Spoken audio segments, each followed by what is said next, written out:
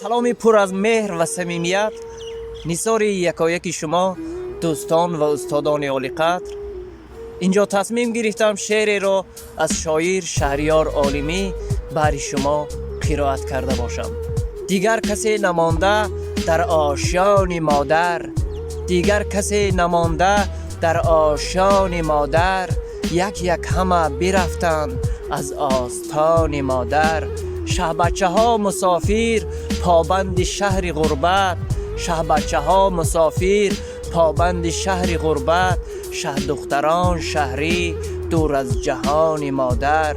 در بام ناعلاجی از قصد انتظاری، در بام ناعلاجی از قصد انتظاری، نور نمان باقی در دیدگان مادر.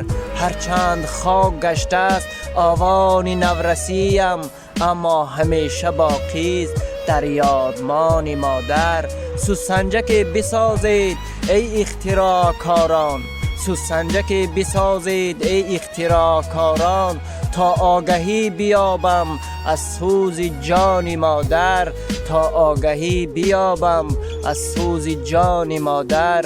100 بار دو گرفتم از فن آچبانی، نگذشتم آخر وای از امتحان مادر. 100 بار دو گرفتم از فن آچبانی، نگذشتم آخر وای از امتحان مادر. سرجم شد پریشان در کوچه های هجران، خالی سراست امروز جمعیستان مادر، خالی سراست امروز جمعیستان مادر.